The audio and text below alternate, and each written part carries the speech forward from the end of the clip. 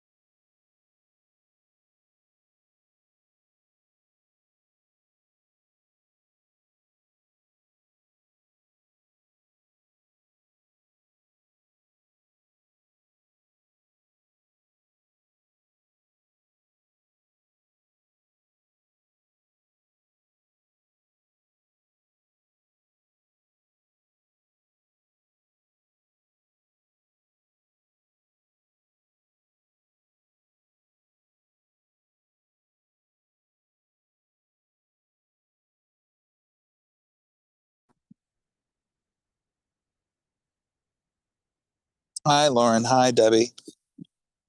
Hi. Let's see. Let's Hey, see. folks. Okay. Hi. Hey, Lauren. Thanks for having me. Okay. Well, this is Patrick and Tanya. I am on the board, but different committee. Oh, I and got I'm you. I'm Hey, Debbie. walking outside, so I'll Okay. spare everyone the shaky video. Saturday, you need Okay. privileges. Do you have a presentation? No, I mean, I do have a presentation, but I found that with these presentations, it generally just goes better if I talk and then take questions. Okay. If you think people prefer a slide, I can do slides, but I found that typically it just goes better if I just talk and take questions afterwards. I think whatever works best for you is what'll work best for the crowd. Okay, So, great. so yeah. Do we know how many people we're expecting tonight? Not at all. We don't know. And I know Maury in his previous meeting announced it, so I don't know. Great, okay. Thank you. Yeah. Patrick, I gave you co-host as well. Oh, great. Yeah, Jeremy, we generally go by the 5 minute rule. So give everyone about 5 or so minutes, and then we can kind of get rolling. That sounds great. Mm-hmm.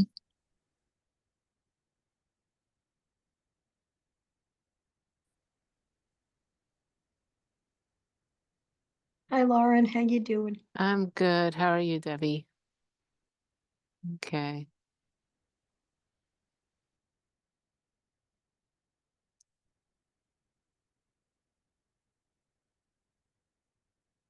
How are you doing, Debbie? Everything's okay? Hanging in. Yep. Do the best we can.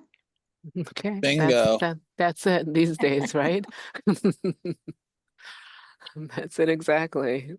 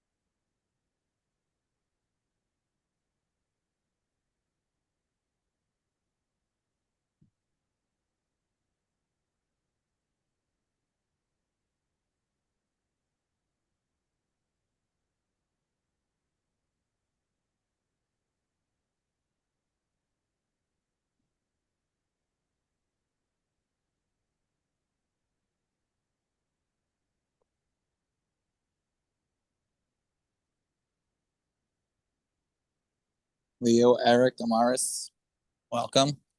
We're just gonna get started in a few minutes. I think Tanya is supposed to join, but if not, we'll persevere without her.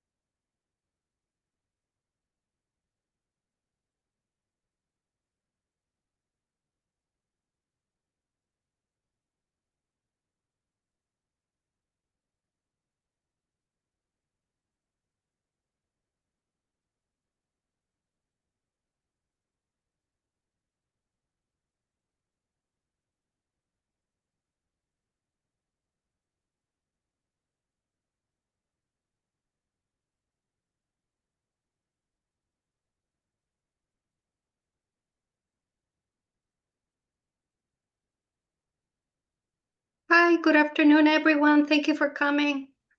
I am sorry I was a little delayed. I had a doctor's appointment right before, so I'm calling in from my physician's office because I didn't make it back on time. Thank you, Jeremy, for coming today. Jeremy is our guest speaker. He is actually part of a political director at Yes on affordable housing. So he's going to walk us through a few things on the ballots on the number 2, 3, 4, and 5 to make us understand a little better on how this would affect the affordable housing for our community.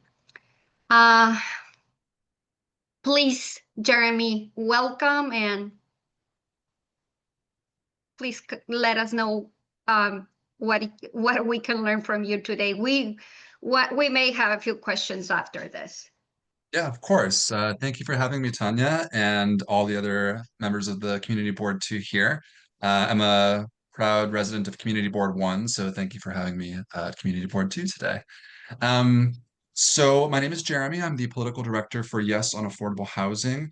Yes on Affordable Housing is the campaign to pass propositions 2, 3, 4, and 5. So we are the Vote Yes campaign, but I will endeavor to give you all a good sort of, where the support and the opposition is to these ballot measures tonight so that you can all understand some of that as well.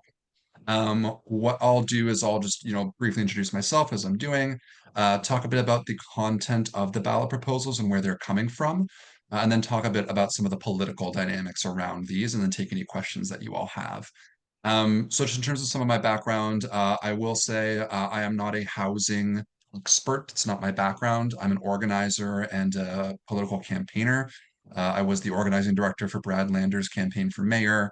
And before that, I was a political organizer with the State Teachers Union and then organizing director with Congresswoman Alexandria Ocasio-Cortez. So I will try to answer any questions as best I can, but if there are any that I can't, I'm happy to bring them back to our policy team and then get those back to Tanya, any of those answers. So we are here today to talk about the housing crisis in New York City. As I'm sure everyone here is much more aware than the average New Yorker about how bad the housing crisis is and everything that's going on with that. I'm sure I don't need to quote statistics to you, like the 1.4% vacancy rate in New York City right now, or the fact that 52% of New Yorkers are rent burdened, meaning they spend more than a third of their income in rent. It's pretty dire, and we know that as a result of that, we are losing New Yorkers. Working people are leaving the city because they're being priced out. We just had a whole mayoral election about this, right? That housing affordability is driving people out of the city, that it is one of the #1 concerns of New Yorkers. And that is a really big issue, and for a number of reasons. I mean, one, we are a working class city, we're an immigrant city, we don't want to lose that. Also, if we continue to lose population, we are at risk of losing more congressional seats in the 2030 census. So definitely something we don't want to have happen. Um, there are lots of different reasons for why we're in a housing crisis. I'm not going to sit here today and tell you all that, lack of housing is the only reason why we're in a housing crisis. We also have lots of other factors. We need to consider things like tenant protections, rent stabilization, eviction protections, all those kinds of good things too. But the lack of affordable housing is a pretty glaring, obvious part of why we're in a housing crisis as well. One of the things that, of course, a lack of housing does is it benefits landlords. Landlords can charge higher rents when there are less places for people to go. So with all this being said, last year the Charter Revision Commission was convened, and they were instructed to specifically look at affordable housing and what we could do in the city charter in order to speed up the approvals process and build more affordable housing in the city. And so what they came up with was a series of ballot proposals, numbers 2, 3, 4, and 5 on the backs of your ballots when you go to vote. So I'll run through the content of those very quickly and then talk about some of the politics around them. So Propositions 2 and 3 create new fast tracks for affordable housing and smaller kinds of housing development. So everyone here, I'm sure, knows about ULURP and what that process is. What this would do is this would create a 90-day review period instead of the current 7-month minimum ULURP period. This would mean that the community board would do the review of the project at the same time as the borough president. So the borough president and community board review happen concurrently.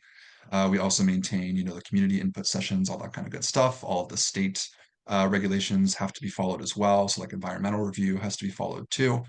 And then in these fast tracks, the final approval vote, instead of going to a full vote in the city council, would go to either the Board of Standards and Appeals or the City Planning Commission.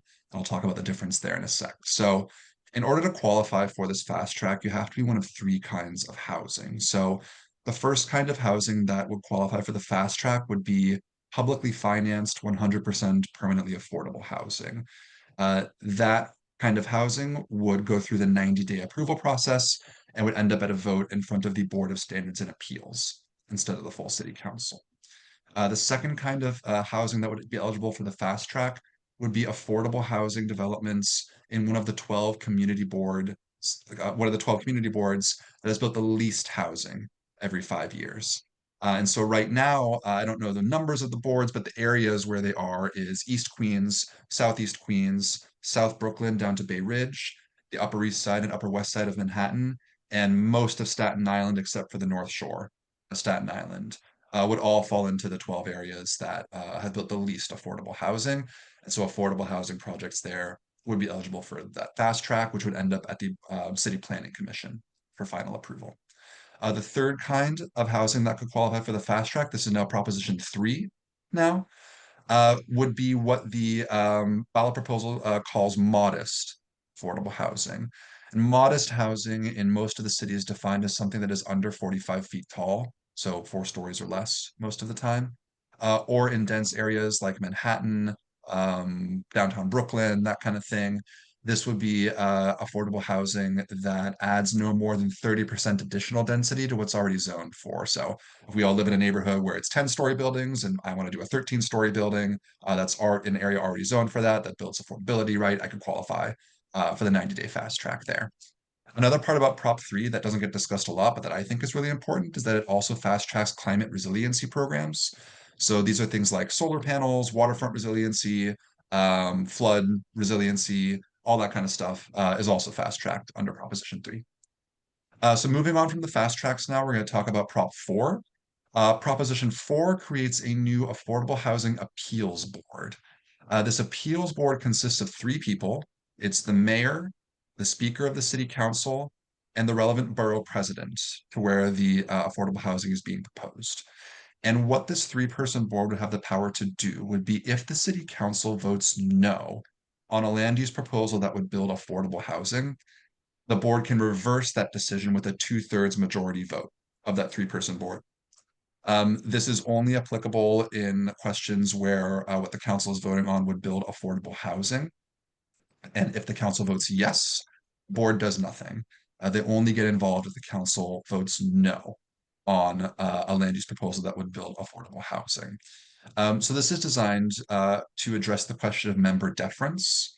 So folks are probably aware of what that is. If not, member deference is the informal practice. It's not law. It's just an informal practice where if the city council member for a district where the development is being proposed does not want that development to progress, or if they do, right, the rest of the council will typically defer to that member and vote according to what they want. That has been used very well sometimes, right, where individual council members can use that to get deeper affordability or certain deals for their districts. And it also has been used in order to kill affordable housing development. And one of the things that we've seen with our housing crisis in New York City is that the places that we're building housing are very unequal across the city. For example, in Vicky Palladino's city council district in Whitestone, in the last 10 years, they only built 58 units of affordable housing. And you can compare that to the Central Bronx, where in Oswald Felice's district in the last 10 years, they built 7,700 units of affordable housing. So, great for folks in the Central Bronx, or maybe not, depending on your persuasion about certain communities of color being forced to carry the majority of the burden in terms of building housing. But if you live in Whitestone, there's really not much else for you to go. And so people are sort of squeezed in different parts of the city based on where we're building housing and affordable housing in particular. So Prop 4 is designed to address this on a citywide level, sort of a citywide fix for a citywide problem, where you have these three folks that can look at questions of affordable housing that are being shot down in the council, potentially reverse some of those decisions. They can't change a proposal or edit it in any way. They can only sort of give a thumbs up if it was a thumbs down, and bring back some of that in under Prop 4. And then Prop 5 is very easy. Prop 5 creates a new unified digital map of New York City. So right now, we still have a lot of official maps that are on paper in the borough offices. These are things like the street sizes, the zoning, the flood zones, all that kind of thing. And doing one unified digital map would just, make everyone's lives easier, give us a great map, and update and modernize city infrastructure in terms of our mapping power. So that's the content of the ballot proposals.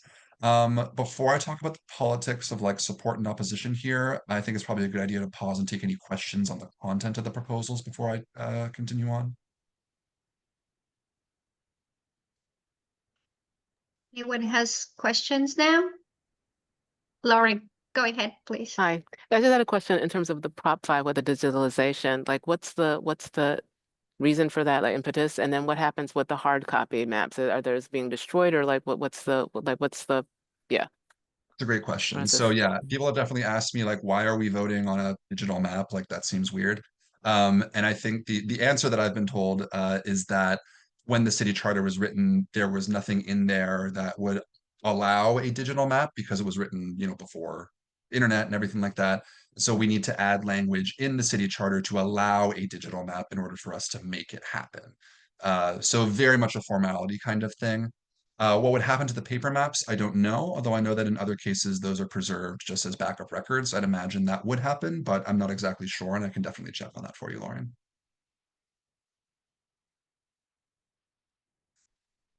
Thank See you. Patrick's hand up.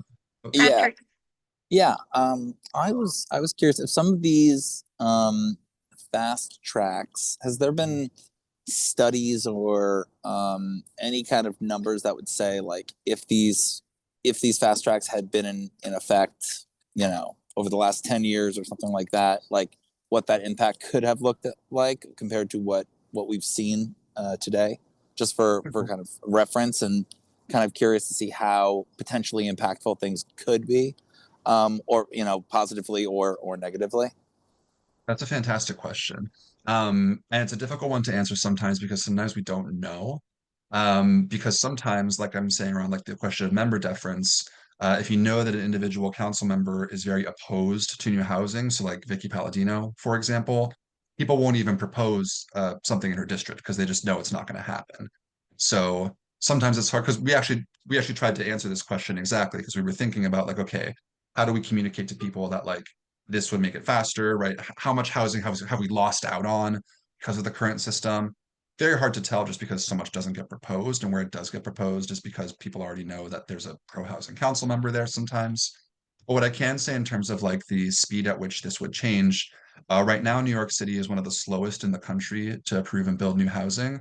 There was a stat that I saw that we can average about 880 days from approval to a shovel in the ground, compared to about 250 for Los Angeles, and like 500 for Boston. So we're definitely on the high end in terms of how long it takes things to get approved. So cutting down from a 7-month minimum to a 90-day would definitely speed that up. Of course, there could always be other delays, right? Like even on a 90-day timeline, because we still have the state review, right? Like something like that could take longer, or environmental review could take longer, right? But the actual city process of it, slimming it down, would definitely speed up the approvals process in particular. I hope that answers Thanks. some of your question. Yeah, for sure. I wasn't sure there would be an answer necessarily, so fair. For sure. Thanks. Leo, I see your hand up. Yeah, Sorry, Tiffany. I just wanted to clarify, for Prop 4, which, like, what is the standard for a project that's like affordable enough to go to that review board? Because I think most rezonings, or maybe all, would trigger MIH already, so it's not like it is a standard higher than that. No, that's the current standard still. Thanks. Yeah. and I wanted to understand like from 2 and 3, right? That the city council would not necessarily have a saying. How does that affect for the communities that the city council is the person who negotiates with the developers on more affordable housing? How are we taking that power away? Because there are council members, whether they're few or not, there are ones that do care about this matter. Yeah, you're absolutely right. And so this is actually a great segue into like the political sides of this question, because that is absolutely like one of the main arguments against these ballot proposals. And I'm sure we've all seen some of the mailers that the city council has been putting out, or have heard from our city councilors, right? A lot of the city council is not very happy with these, uh, exactly because, right, some of their power is being transferred now over to the City Planning Commission, the Board of Standards and Appeals for final approval for those specific kinds of development, right? This is not for all development. This is just for the 100% publicly financed, permanently affordable, or the affordable housing in the 12 areas that have the least or the modest housing proposals in Prop 3. Everything else, the process remains the same. For the things like the casinos, office buildings, luxury housing, right? All that stays the same. The city council has the exact same input. And for any developments that are larger or don't fit under the fast track. So like one LIC, for example, would not be eligible for a fast track. It's too big and there's too much going on with it, right? That would go through the exact same ULURP processes right now. But it is a valid concern, Tanya, right? Like it is true that under Props 2 and 3, some of what the council currently does would not go to the council vote anymore and would just go straight to these boards. Now you can look at that as a negative, you can look at that as a positive, it sort of depends on your persuasion, right? And again, a lot of the times it has come down to whether or not the individual council member is good or bad on the issue. Which is something that you could argue, right? Like maybe we actually want to remove some of that from the process. You could also say, even if you have a bad council member, it's a good thing to have them still involved in this. But that's a matter for each of us to decide as we go vote, right? Now, obviously, I'm on the yes side. I think that in these cases that not having to go to the full council is okay because these kinds of proposals are generally quite common sense and a lot of the kind of stuff that we've been talking about that we need for a long time in order to fight the housing crisis, and that by going to the boards instead of the council can really cut a lot of the time out of the process for stuff that is generally common sense and that people want. Although, you know, that's sort of the main point of contention here around the pro and con of these when it comes to the political opposition. And then Rosamund, I see your hand is up. Maybe we'll get to you in a sec. If I could speak to the other side of that too, right? So that's what a lot of the opposition is, members of the city council. There are a couple of unions that are also opposed because they feel like under the current system, they're able to get better deals for their membership. And so, you know, you have 32BJ and HTC and the carpenters are opposed. Those are the three unions that have joined some of the council members there. And then on the support side, we have a coalition of over 60 nonprofits and housing organizations, people like Open New York, Vocal New York, Chaya CDC, and Jackson Heights, the Ali Forney Center, Homeless Services United, Services for the Underserved, and many, many more. And I'll put our website in the chat. If you scroll to the bottom of our website, you can see our full coalition is listed there. We have Democratic clubs as well, other kinds of groups. And then support from elected officials. So Controller Brad Lander is supporting these. He's been very public about that. We also have Queensborough President Donovan Richards in support, and then the borough presidents of Manhattan and Brooklyn as well. So Mark Levine, who, fingers crossed, will be our next controller, and then Antonio Reynoso are also in support. A particular part of our coalition that I really like to highlight in these conversations are the supportive housing and homelessness services. Talking about the housing crisis, many of us know that the housing crisis is also causing part of the reason why we're in a homelessness crisis too. We have over 140,000 homeless students right now in New York City. Visible homelessness is growing every day, and the shelters are full. There's just simply not enough space in the shelters, and there's not enough supportive housing for people that need long-term mental health care or are, you know, returning from Rikers or other prisons and need help adapting and reentering society. So Props 2 and 3 in particular would go a long way towards increasing our ability to build homeless shelters and supportive housing. I think we've all seen some of the fights that happen whenever someone proposes a homeless shelter in a neighborhood, right? You tend to get a lot of backlash to that. It can make it very politically difficult for people to build homeless shelters where they're most needed. I think some of us might remember when a council member bit a police officer at a protest against a homeless shelter down in Brooklyn, right? Like these things get really tense, and it makes it very politically hard to get enough homeless shelters built. And so our homelessness and supportive housing advocates that have signed on to the coalition are very much in support because of that angle in particular. Rosamond, I see your hand up.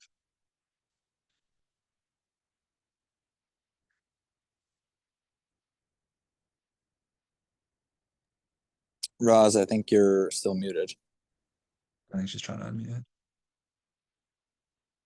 Oh, all right, maybe my video's gone, but anyway, I was really just curious about why it was the Board of Standards and Appeals was brought into this in one of the questions, and just maybe it's just a technicality.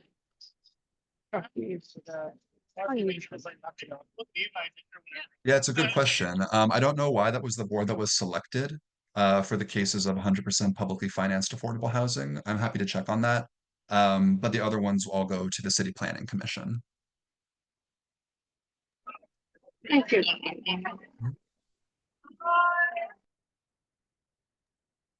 Any other questions for now? Actually, I had one more question. So the officials who are supporting it seem to be more executives who stand to be strengthened, and the folks who are against it seem to be more legislative. Are there any executives that are maybe not for it, or any folks on the legislative side that are for these items? That's a great question. So Curtis Sliwa is against all of these. He's running for mayor. I believe the Staten Island Borough President is also against. He's a Republican. I forget his name, but he's also opposed. In terms of legislators that are in support, there haven't been any council members that have come out in support. There were some council members that did not sign on in opposition. So they're like sort of staying neutral, but there aren't any legislators that have come out, city council members that have come out in support. Okay, thanks. Before we continue, we have Jennifer in the chat asking, she missed the synopsis of 1 and 2. If you can really briefly repeat so she can get it. Yeah, no problem. I should mention too, so I'm talking about propositions 2, 3, 4, and 5, but there are actually 6 ballot props on your ballot this year. There's also number 1 and number 6. Neither of those relate to affordable housing, so I'm not an expert on those. I can't really speak on those. But what they are is number 1 pertains to the forests and the forest land around the Lake Placid Olympic Ski Resort upstate. I don't know much more than that, so don't ask me more about that. And then number 6 is to move New York City elections to even numbered years, so that we would do our mayoral and city council in the same years that we do state legislature and Congress and presidents. But just to repeat 2 and 3 really quickly for Jennifer. So props 2 and 3 create new fast tracks for affordable housing for specific kinds of housing. The fast track is it's a 90-day review period instead of the 7-month minimum ULURP period. The 90-day review maintains community board and borough president review. They happen at the same time instead of one after the other. You maintain community input and all of the state regulations too, like environmental review. This happens on a 90-day timeline. And then in order to get that fast track, I'm sorry, and then instead of going to a full vote in the city council, those then go to the Board of Standards and Appeals or the City Planning Commission for final approval. In order to qualify for those fast tracks, you have to be one of 3 kinds of housing. The first kind is publicly financed 100% affordable housing. That would then go to the Board of Standards and Appeals for approval after the community board and borough president review. The second kind is affordable housing built in one of the 12 community board districts that has built the least affordable housing every 5 years. That will go to the City Planning Commission for review, and those areas currently are East Queens, Southeast Queens, South Brooklyn to Bay Ridge, the Upper East Side and Upper West Side, and most of Staten Island except for the North Shore. And the third kind of housing that will qualify under Prop 3 is housing that is what is termed modest. So in most of the city, that is under 45 feet. And then in Manhattan and in already dense places like downtown Brooklyn, that's affordable housing that adds no more than 30% additional density to what the area is already zoned for. Prop 3 also fast tracks climate resiliency projects, so things like solar panels, flood prevention, and waterfront resiliency. I do have one comment on that before we go to Ross. I'm guessing this is also a big chunk of difference in the cost for those who are trying to build. Right? That's a huge part of this too, right? Like one of the reasons why so much of the development that we've seen recently has been stuff like One LIC, Hudson Yards, that kind of thing, is because the current system is a lot easier for large luxury developers to manage than smaller affordable housing developers. Because right now the current system, can take up to 5 years. It can cost millions of dollars to go through the approvals process, and your smaller affordable housing builders oftentimes can't really afford to wait that long and spend that much money. So the current system does really privilege larger luxury builders. And one of the thoughts with these ballot proposals is that by including some of these fast tracks, you would allow smaller builders a much more equal playing field here.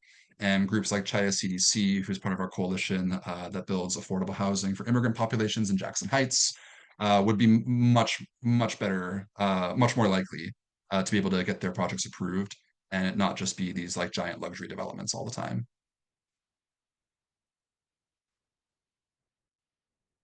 Ross? Okay, I just wanted to observe it's not a question that I did go and vote. I had trouble finding the ballot questions because I initially thought they're on the flip side of each sheet. So after you vote for candidates, if you flip it over, I thought somehow print was so small, and I thought, that's just a translation or something. And no, those were the ballot questions. And so ultimately I found them, but I think apparently there is a device at the polling station that you can ask. I can't remember what they call it. And then they show things on screens and it's not so confusing. But I just wanted to. Yeah, I was a little confused as well because you get the ballot is two pieces of paper. At least it was for me when I voted in Astoria. It was two pieces of paper, and three of the ballot questions were on one paper, and three were on the other side of the ballot. So it can be confusing for people. We're very much trying to focus our messaging on flip your ballot. Make sure you flip your ballot. So definitely, whether you're in favor or opposed to the ballot measures, definitely make sure that people know that they're there. I mean, that's one of the biggest things that we have noticed. I mean, the media has focused almost exclusively on the mayoral race, so there's been very little attention given to the ballot proposals. So a lot of people just don't know that they exist, which is a problem because we really don't want people to forget to, flip the ballot and fill the rest out. Eric? Yeah, thanks, Tanya, and thank you, Jeremy. My question is, it seems as though these proposals, are kind of correcting for lack of a better term that I can come up with right now, bad behavior among some city council members. And I wondered, did the Charter Commission, did they contemplate any changes, or is it possible to contemplate any changes that would correct the issue that seems to be happening at city council, that is kind of creating the need for there to be an appeals panel?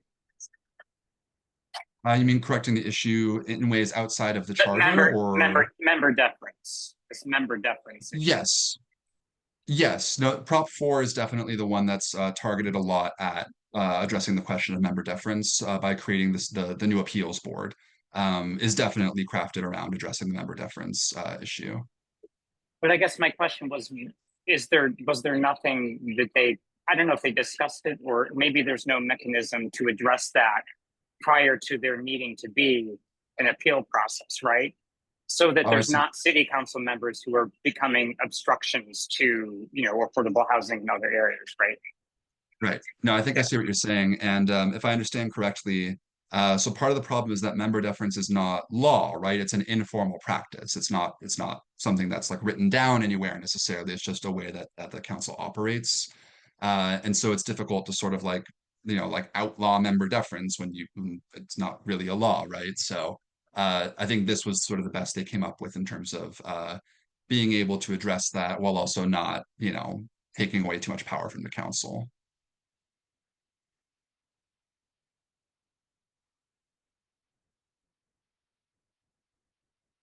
Any other final questions from anybody? Okay. I'm just wondering at what point is the city council involved in this? So and since we're, it doesn't go to full vote to them. The community boards are reviewing the same time as the borough president. So where exactly does city council fit into this process, I guess? Yeah, so for everything except the 3 kinds of fast tracks, the process is the exact same. So unless you're qualifying for a fast track, everything works the same way as it does right now. And even under the fast tracks, I mean, the city council member can absolutely still be a voice in the process and absolutely be like advocating one way or the other. However, the final vote does not go to the city council anymore. Under those fast tracks, it goes to either the Board of Standards and Appeals or the Planning Commission. But again, that's only for 3 specific cases. For everything else, the process remains the exact same as it is right now.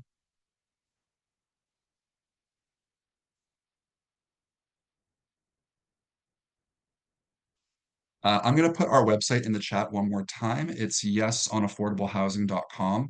If you go there again, you can see our full coalition of groups and elected officials who are in support, as well as the text of the ballot proposals themselves is linked there, and then some other information and all of our digital ads and all that kind of stuff if you're curious about looking at those too. And if you have more questions, feel free to send them to Tanya. You can send them to me, Tanya.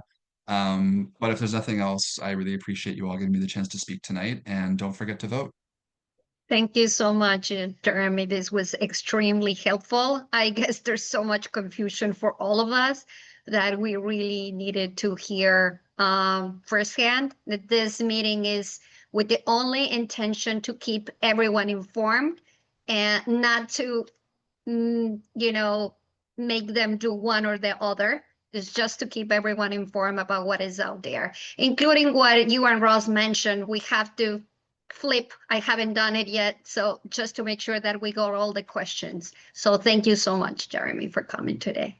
You're very welcome. Have a great evening, everybody. You too. Bye. Well, that was actually very helpful, at least for me. I don't know about you guys, but I'm glad we were able to speak to Jeremy tonight. And I do thank you all for making the time. Ross, Patrick, I know you guys are out there, but thank you so much for making it. And for everyone, but those who are inconveniently, Randy too. Next, we have Amaris.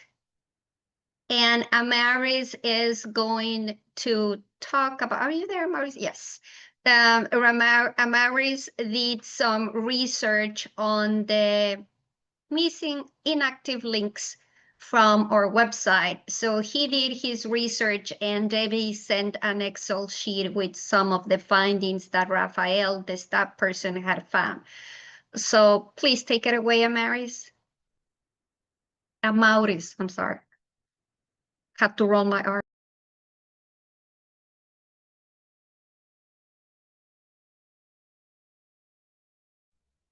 Hello.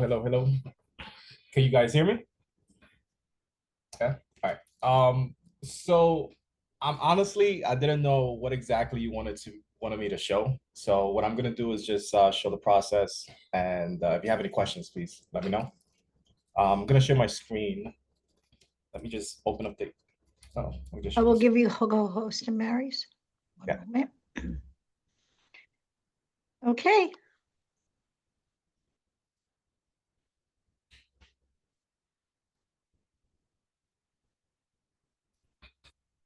All right. So what we were tasked to do in the last meeting, one of the tasks was to go into the website and just check to see if there's any dead links in the website. And so I just used, my coding skills, I guess, to scrape it. So this is just a flow chart of what's going on. And just only thing I did was I just used the HTML, look for all the links. And once I find all the links from the website, and I only picked specific website, and I just want to show that first because I think that's important. The website I chose are these websites right here. So the About page, the current project issues, newsletter, notices, and resources, which I just got from up here. So it just seemed like these were the main links. I don't know if there's any other sublinks in there, but these are the only links I scraped. And once I scraped these websites, I just pretty much put it in an Excel sheet. The links, I just put in an Excel sheet. So I'm just gonna open that up right now, just so that we can see it. And at this point, I pretty much pulled all the links from those main web pages that I mentioned, and I just have it here. So then the next step I did was just to make another program that will go to each one of those links and test whether or not they're live. And it just looks for the 404 errors. If they have anything below 400, then it's fine. And it just goes through the process once again. And it just goes to each one of these links here, and it gets the title page, adds it here, and it goes and check and see if it's alive. And if it's not alive, it just puts false over here. If it is alive, it just puts true here. And that's pretty much the process that I did there. So I don't know if anyone has any questions about this. But yeah, so any questions? Were you able to test all of that? And those, you sent us a few that were just not active. The rest, all of them are active. And the purpose of this checking was really to make sure that we have updated and active links in our website, because I guess we keep on getting comments that they go to our website and they cannot find the stuff. So we would just wanted to make sure that is true. Yeah, so I did check the links. So I'm just gonna run this one here, which is just Python. So it's just a little bit simpler for me to just run the list here. And I'm gonna put it in Excel. But I did check the link. So the email that I sent to everyone and to the district manager, that one contains, I verified each one of them. So I clicked on each one of them to see that it's actually disabled or not active before I actually sent it out. So yeah, so I did confirm it. The links that work, well, they were over 900. So those I didn't manually confirm. If it just went to the website, it could go to a redirect. I'm not too sure, that's a possibility, but it's over 900 links. So that's not something I think would be efficient to manually check. But yeah, the one that are dead, I definitely check those manually. So far we check all of them through the coding that you did, right? So we only have a few, which is good. Yeah. So out of the 900, only a few are inactive. Okay. Yeah, I think we only have like 4% that are down. I did I analyzed it, but it's only like 4% that are down. And I think the ones that are down are pretty much the housing ones, PDF documents. Those are the ones that pretty much are down from the list that from what I remembered. But it could be more, but those are the ones that I think is the one that it links to a third party, and then it's up to that organizational person to maintain. So those are usually the one that goes down. And I know I mentioned it before, and Debbie mentioned that it's good to have it there because for archival purposes. But again, if the person that hosted it put it down, then I think it's safe to say that we should remove it too. Or, I don't know what, but it's up to you guys to decide what you want to do with it. I think Patrick has another question, and Debbie too. Well, it kind of answered my question. I mean, great exercise and just checking, periodic maintenance and upkeep. And I was curious, like, what were the dead links? What was the trend or pattern, if we could identify it?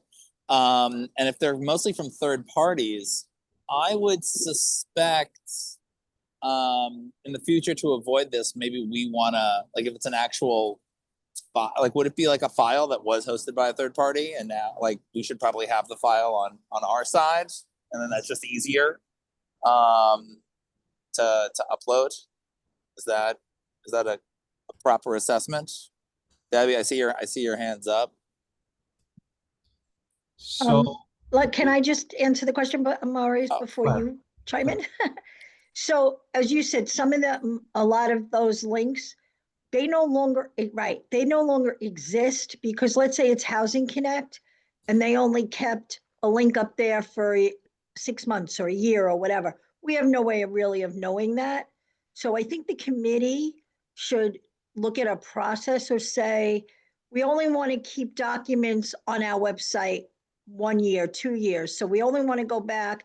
We should only have things like up there from 2025, 2024, maybe 2023, and then anything beyond that, we should take off. But I don't want to make that policy. I think that's for you guys to make a policy like that.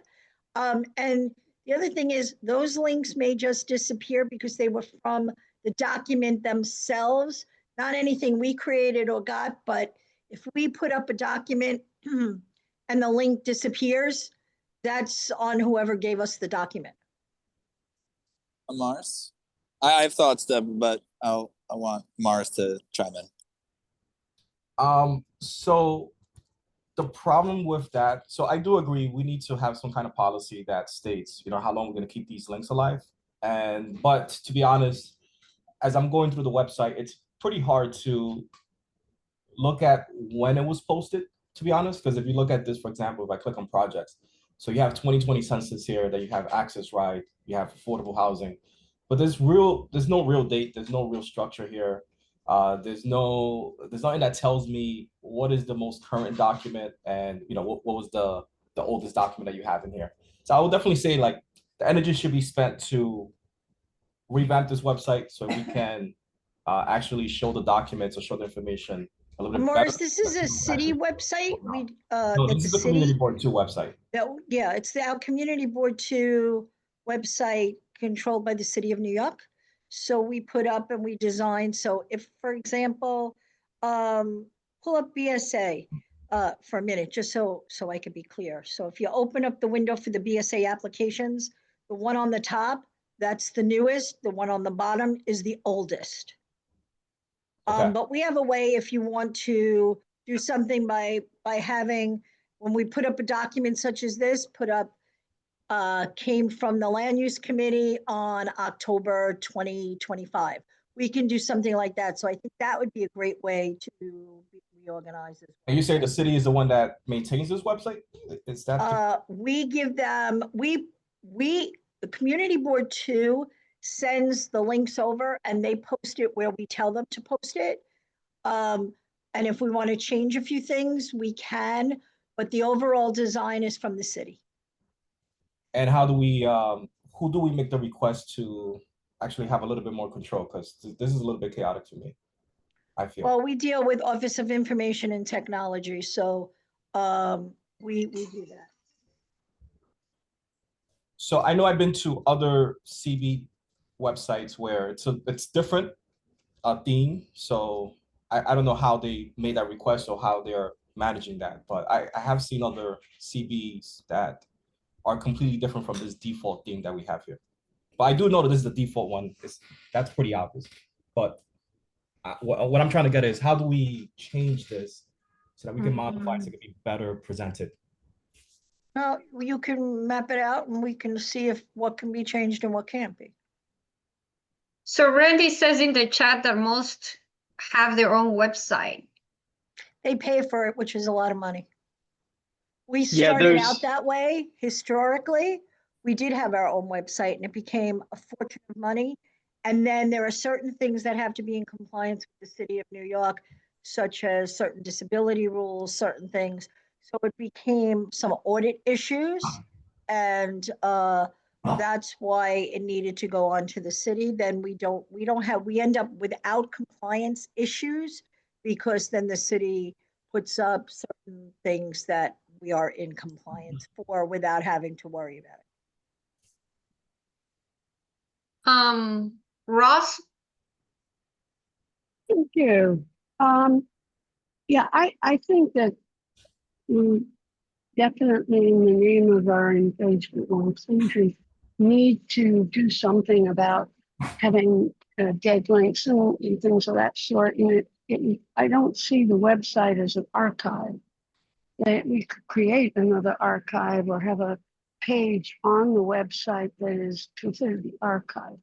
when a file comes in or we post something, at that time we should make a decision about the expiration date so that it can be removed automatically almost at beyond the expiration date. Certain things like our, if we organize our the postings of committee meetings and all of that, those things don't need to expire as long as they're identified as being clearly under a given year. And if you really want to see what went on in 2014, you could presumably, in theory, go back to it.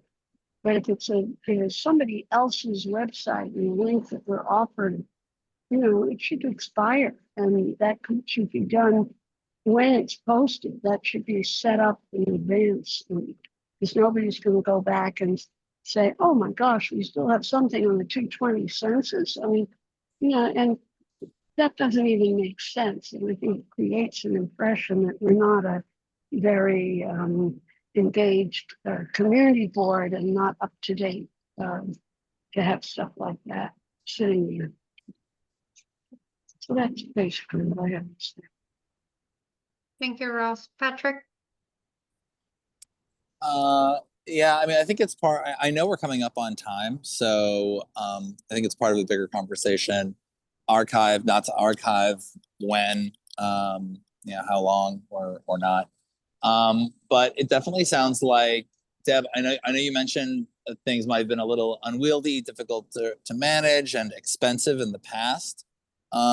Maybe things have changed. I know in like my 4 years here, I don't think we've touched the website really. So I think it's a little time for like a check-in with OTI or whoever else for potential options. I think that conversation could definitely kind of be had so that we're appraised of, like I said, just the options.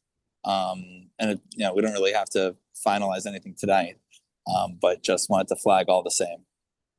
And maybe involve the committee or part of this committee in the discussions we should have. I'm sorry, Roz. Can you say that one more time? It didn't really come through. Yeah, I said, and those discussions, I mean, we can now have, fortunately, on this committee, people who are really expert in just this kind of thing, Maurice and Randy both. I think we should involve them. It's not just an office manager process.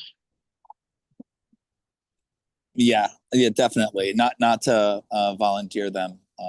They can do that themselves, but for sure, there's some extra firepower this time around. Leo? Yeah, this one's not so much about the specifics or the questions of like what do we do going forward, but just sort of a technical thing on the audit. Looks like a number of those links might have been internal ones. Could that audit be done like recursively? So those, if it is still within the community board site, that those become like the top level things to crawl. I couldn't tell if that was what was happening or just those initial batch. So these are definitely links that were hosted on the New York City website. These over here. So if you notice it says .gov. These are assets. So just documents that they're hosting, but they're hosting it for us CV2. So I don't know what their structure is. I'm pretty sure, like if you look at our link, most likely it's us. We're hosting it. But again, I don't know what's the structure, so I can't really say. I just know right now that these links are down, and if you click on it, it gives you that 4.4 error. It's the only thing I can say with certainty. Okay. Yeah, thanks. That makes sense. Well, thank you, Maris, for doing all the checking and for adding what Rafael did. Yes, the conversation would be next reaching out to our chair and getting the contact person in OITI so we can see how we can upgrade it. Is there a way, or do other websites have a date under next to the links? So maybe we can add that so we can keep a better track. And then maybe we can find a place where we can archive. I do see that we may need things to archive just for us to be sure that we showed it. And of course, we don't have to archive everything, but something that is important to the community, I do see that we may need it. Everything that's archived is archived, again, with the books and records of the city of New York. So everything that goes up here, we have paper trails for, Okay, good. Thank you, Debbie. and files for, and electronic files for. I will also say it's possible. It doesn't seem like the website is set up to have those kind of information when we attach it, but it's definitely possible. If we, I'm sure there's a way to do it. Now, in terms of these old documents, that's something that You can decide if you don't want them up there, we can take them down. That's not a problem. yeah, and I will say two things too, just as we move forward, right? So I did this audit, so there's a way to automate this as well, right? So that's something we can discuss if we want to automate this and how frequently do we want to run this audit. The second thing is where do we want to host it, right? So like right now I'm doing it obviously from my computer, but for the board itself, we need to have a way to host this script so it can run periodically, right? So we can say every 6 months we're gonna look into the update.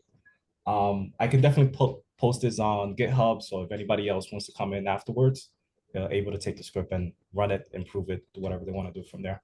And lastly, like I said, I definitely think that even if we're doing this audit, we should also think about improving the website.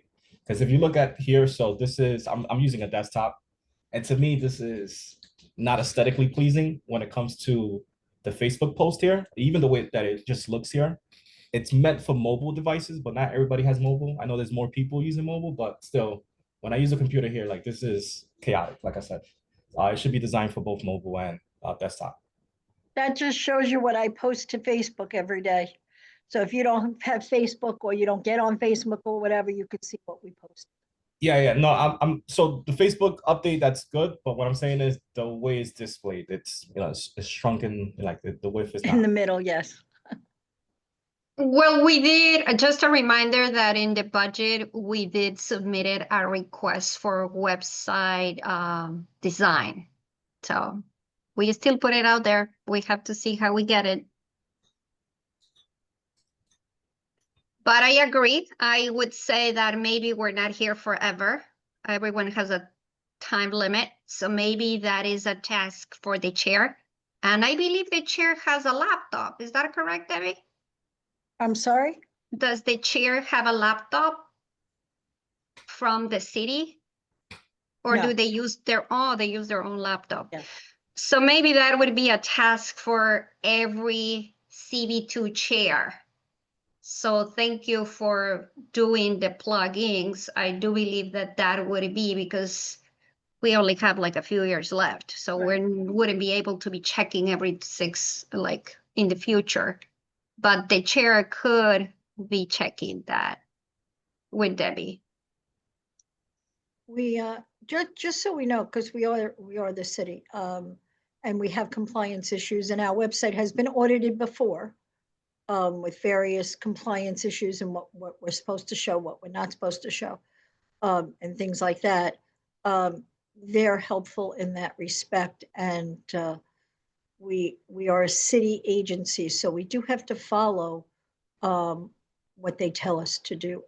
They don't tell us what, they're not going to tell us what news or useful links that we like from the city or not. You want to change useful links, you want to put different ones up there, we can.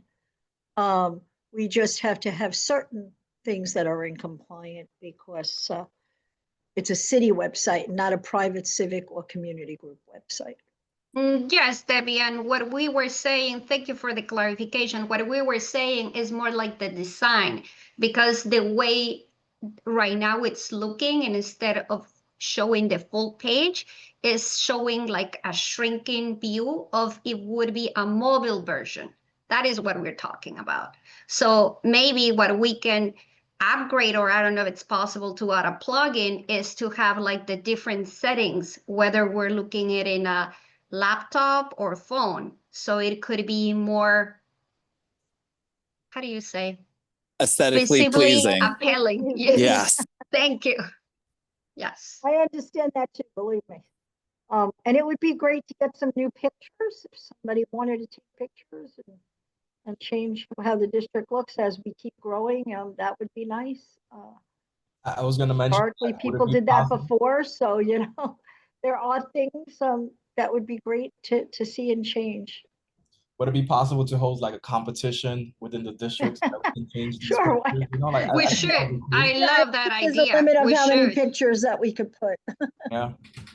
Yeah, we should. That's a great idea. Randy, Oh, no, before we go, yeah, I just want to make a point. I think, Debbie, I think you've raised a lot of like good issues about wanting to make sure we like stay in compliance with like 508, like accessibility and all the other things that, you know, it's kind of going back and forth because there were going to be some like new compliance issues under the last federal administration that would boil down to us, but I don't know where that is right now. But I think like for me, the larger issue is we should have a conversation about making sure that whatever digital tools that we have, are they actually doing the things that we want them to do, and they're not adding extra work to you or to anybody else on the board who is either staff or volunteer. And if our current tool chain through you know, the city isn't actually working well with us, then I think it's up to us to like take a look at understanding what is the breadth of options, and then have an informed conversation about the give and take, about like the money, the upkeep, how to stay in compliant, how do we stay within audits, things like that. And so I think perhaps like next steps is just like a really, what I got inspired about today's share is like, we saw members of the board go through and do an audit and like understand what is working, what's not working. And we should potentially do that in other facets of our digital tool chain. And so that then we could say, okay, what's working, what's not working, so that then we can understand where there are options, and then we can make an informed set of recommendations. And then either this subcommittee or the full committee with whomever needs to like go in there, we can make good decisions. thank you. Well said. Can I, Randy, to add to that, that was a very good point. And just a little history, the Google Calendar that everybody wanted, and I think Roz was back here at the time for sure. We were able to do with OTI's permission, and the office updates that through Google and what have you. However, if that crashed on this website, OTI would not support it because they don't support Google. They did allow us to do it because we were willing to do the upgrade, you know, Yep. we were willing to put the information in, and we knew how, and we learned and all that great stuff. So there is some sort of partnership, but there's also the rules behind it, as you said, Randy. So that's part of the compliance issues. Can I'm a little bit handicapped because I'm using the phone and out in the street, so I'm going to be a little rude and interrupt a bit. But you know, could we ever see one of those audits? Because it would be nice to know what it is they're looking for and get a better understanding of that. That was a big audit 2 years ago, if I'm not mistaken. 2 years ago? 2 years ago. All I right, think well, let's they take a audit look at different it. things Whatever the every 2 latest- years. Whatever the latest one is, let's get a look at it so we get a better feel for what the issues are. Yes, thank you, Ross. If you can share that, that would be amazing. That way we can compare to what we found and see what can we really propose for changes. That's a great idea. Thank you. I do want to thank you all for being here tonight. And I know it's 7:02, so I do want to let you go back to have dinner. We'll keep the conversation going, and we'll see you soon. Thank you, Maurice, for the great audit. Thank you, Debbie. Bye, everyone. Thank you, everyone. Be well. Thank you. Bye.